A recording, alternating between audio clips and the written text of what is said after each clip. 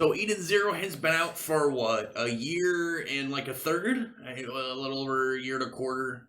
But as it is, we've been running into all these characters, and everyone in the main cast has said they're ether gear. We had Shiki can manipulate gravity, Wise can reconfigure machines in real time. You have Homura with her sword.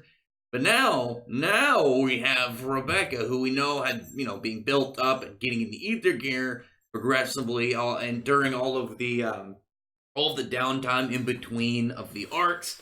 This is now her revealed one, which it looks like it has dual function. It has not just the base power that it seems to be, but there's some weird perk to it. And what I mean by that, we'll get to in a second. So let's talk about the chapter. So Rebecca's going up against a fight with Nino, and from what I could tell, Nino is going to be the strongest of the three. Again, that was a guess. Might be Garrett since he's the last one standing, but I feel like he's just gonna get like ran through by like a pissed off Amora whenever they fight. I don't know, because really, who's left to fight Garrett? And we already had Wise as the Arsenal suit going up against Baku. We had Rebecca against Nino. So really, like Amora. I mean, I can only imagine Amora being the person to fight Garrett, and obviously she had some encounters with him earlier. So it could lead up to it. I mean, the dude was literally like prepped up to torture. So mean, the setup for them to fight is already there. But Nino, I'm really hoping Nino either becomes like kind of like a freelance character after this, where he's not good or bad. He just kind of you run into him on occasion, and he might be doing whatever he feels is the correct thing, because we know that he's only with Kurenai because he says like it'll lead to what he thinks is the saving of the universe. And when he says like anime will save the universe, I wonder if he means that in specific or it's a saying. But we do know that he definitely is. He's not really up for like the massacre levels that Kurenai is doing, but he wants to follow her because he seems to have some idea in the end that he is going to end up, leading to the savior of the universe. I'm wondering if he met Zhao Mei at some point and maybe had some like fortune telling that led up to this belief, and he's trying to follow it. But as it is, he's fighting Rebecca. Rebecca's got her guns like pointed at him. Well, gun. She's got a plain old gun now because Happy Bot is down and out at the moment. No ether. And here's Nino, who's got his ether gear on with like these ether arms, and he's now fighting on with as this like big Goro like fella, and he pretty much is standing there boxing, and he can send out these fists almost as projectiles, and they can just crush through like solid metal like nothing. And even at that point, he says that he's holding back. And for Rebecca, who's just like any of those hits that, even in the weaker state he's doing, not trying too hard, any of these will kill her. She's like just, standing there trying to figure out what to do. But as they're fighting, she realizes something. She realizes that everything here feels familiar. Everything here seems to line up with like sense of kind of, deja vu. And while this is happening, she ends up getting, punched, direct hit on, face smashed by this fist, seeming like she's gonna die, but then she remembers, back at the Coliseum with Xiao Mei, she fought that Yoshi guy who was a beekeeper who, he had his whole shield thing, and I like stuttered around figuring out how to say shield, but he has this energy shield, and his gloves and whatnot, and it was all about this kind of hiding and defeating his opponents by like kind of like way around it instead of directly fighting. They just kind of like messing them. He was a little bit of a sillier character rather than the other two. And then after him was the rabbit dude who was just a straight his ether was just straight speed. He just ran around. And then we had Baku, who we know that Baku's thing was speed. His main priority was speed. Obviously, he's a big dude, but that was what his power was all based around. And then Shiki ended up fighting that metallic guy. And who's he fighting now? He's fighting a big mech. He's fighting a robot man. Well, not really a robot mech. He's fighting Kurenai inside of a mech. And he's just like, we just get a little peer over for him. He's getting ready to fight, rips his shirt off. He's ready to, go at it. And then, she's wondering why Zhao Mei had Mora fight Valkyrie. Because that she knew that they weren't ever going to really meet again. And this was so she could have those last words with her master. And she realizes that everything there, it was a hint towards something. Xiao Mei was just kind of like laying it out. I'm wondering if she maybe like something up with her status, like in her spot. She doesn't have the full ability to just straight tell people the future. Like maybe there are limitations to her power. We don't know a whole lot about her. We know she can like fourth wall break and do some crazy stuff. But I imagine there's some form of limits that she has. There's some form of restrictions to her power and her capabilities that make it so like she can do hints, but she can't directly just say like, "Hey, this is going to happen here and when." But from this, she is able to kind of figure it out because not only during that whole point was it a hints at her, but that she defeated the dude she was fighting, just her bare feet. She, that when they entered the room in the first place, they weren't supposed to wear shoes. The one dude that Wise bought was fast, and the whole foot, like there was a lot of feet stuff in that, but it wasn't some sly foot fetish thing. It was a hint to her power.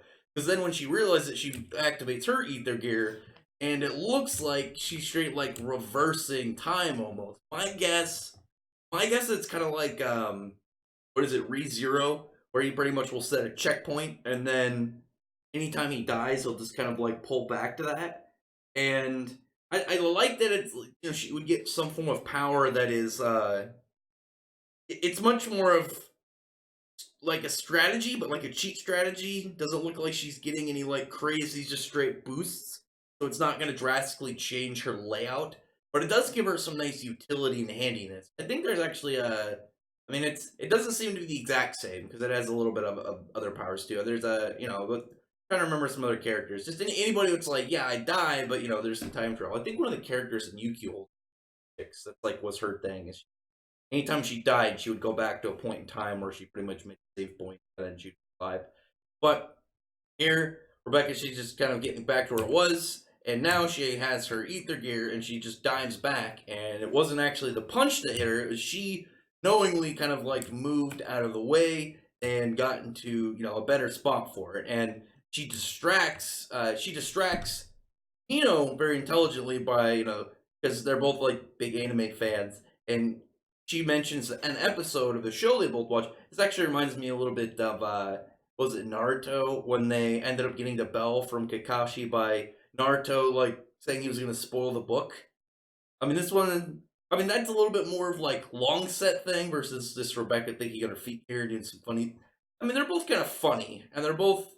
I mean, I guess it's both kind of like you're distracted via reference. Oh, it's not the same thing here. She just like, this is what I'm gonna do to you, and she just tells him, and he's like, oh yeah, that's the episode where that guy who was mind controlled gets kicked by the main character, and he comes back to his senses, and that's when she goes up, and he has like a little flash remembering the scene, and she comes and uses her attack. She's got her own named attack, the Bell Holy Slash, and I actually really like the comment afterwards because uh, he's like, "Oh yeah, that's the name of the one in the manga." Because they're like, "Yeah, they changed it in the anime," and then like before he passes out, he's like, "Yeah, I like the manga version better," and she's and he's smiling down, and it doesn't look like he's bleeding. I think that he's just gonna pretend like he's done because I think that's gonna be his kind of like reason for not wanting to participate in all this, because we know that he wants to listen to Kurnai, but he does not want to listen to. He doesn't want to do bad stuff. Like he's probably gonna be very torn and conflicted by that position he's in of what his morals and goals are, but obviously like his mindset, one thing outweighs the other. But here he's just gonna be like, well, I can't do anything anymore. No, I'm done. Wink, wink. But as I said, there's seemingly some form of like event, like altering aspect to Rebecca's ether gear, which she's calling Leap.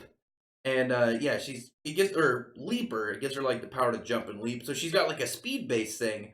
I'm wondering if it's running or if it's just straight like it's not teleporting because she shows there's like a part where she's like behind Wise, and not only does it look like Sherry, but she also says that she might be faster than him in his Arsenal suit, and there's obviously the aspect of it like some weird time ability. I'm wondering if it gives her something like that. It's like you have like set points in time where you can reverse to if something happens. like I said, I'm thinking something like ReZero, where it's not just like, oh yeah, I can do all this crazy time shenanigans. It's like if you die or you set a point, like I guess you could do something like, oh yeah, she sets a point, like freezes herself like cryogenically, unthaws herself way in the future, finds out the status of what's gonna happen in the future, and then like dies, and then back to whatever it was set before, and she's like, yeah, I know what's gonna happen. We know that there's some crazy foreshadowing from way earlier when those guys were like looking at like a shattered moon, and they find out her beach somewhere. And then the last page is just kind of like some foreshadowing from Jiao Mei. She's talking about like that's only like the first part about her power for Leaper, and her power pretty much has this power of possibilities, and it may actually save the universe at some point. Again, my guess is it's gonna have something to do with kind of like moving around through point to point, maybe in events. Because one thing we know about Mishima, one thing that's consistent about, dude has a boner for time stuff. He loves time things, and he's getting all his characters. All the females are getting broken. Well, Ellie was broken beforehand, and now Lucy's got her star dress mix. So now eventually she's going to be able to merge all of her keys into like one power all in her body. Have all 12, possibly 13 if she gets the 13th key, and then maybe even the Celestial Spirit King's power on top of it. Become pretty broken herself. And then who knows what the full extent of what Libra is going to be for Rebecca. But obviously, it's clearly very powerful and going to be hold a lot of things. And she calls it the power of possibility. I'm guessing it's not going to be like a straight raw power. It's not going to be like some crazy manipulation of fate or events. It's going to be something that maybe lets her alter events that happen by, again, like my guess is kind of like having save points she can travel to. Probably only one at a time. I feel like it'd get too complicated. It's like, yeah, anytime I do this, I could travel freely to this. I feel like it's one at a time. Again, I don't know, but we will see. If it was just like free range time travel, that'd be too. But anyway, tell me in the comment section below what you thought about this chapter. I'm stoked that she got her power. Now she's gonna. I mean, she was already useful beforehand because she was like a really good marksman, but now she's got speed on top of it, and I like that her power isn't like, oh yeah, it gives her just like charges up her guns to give her like a super shot or something. I mean, that's a cool thing for like a basic level to adjust her. But I liked the idea more that it gives her a power that is like an extra range. Like, oh yeah, I've got this, so I can now have this and marksman, and maybe I can combine them into a new thing instead of just buffed marksman. But anyway, well, actually, I'm wondering because she said she wanted her ether gear to be like what she like hits always hits her target. But I guess like if she can reverse events to probably a degree, maybe a couple seconds. I imagine there's just got to be some form of limitations to it because if they give it too broken, it's gonna be like, well then, what do we do if she's got this absurd power? I mean, if it's something like a few seconds, then that'd be cool because then it's like, oh yeah, I missed, reverse couple seconds, haha, now I didn't miss. I knew what was gonna happen, and then that wouldn't be so broken that it makes her unstoppable. I mean, she can still do stuff, and now we know that if you bind the parts of wherever the ether stems out of it, like messes with it, tie up her legs, shackle her probably, it would make so she couldn't use it, I imagine. But anyway, other than that, like I said, comment below. Tell me what you thought about this. Fun stuff. People are excited about it. People are like seeing her coolness. She's got the wings on the feet, kind of like is it Hermes? Is it Hermes from Greek mythology? I had to Google it. I think it's Hermes. He's like the messenger of the gods. That would be cool. Messenger. Maybe she's going around from events trying to warn people of things. Who knows? But other than that, thumbs up the video. Press the like button, subscribe button. Check out my other videos. From that, I appreciate everyone who's already subscribed. I thank you all for listening. Bye.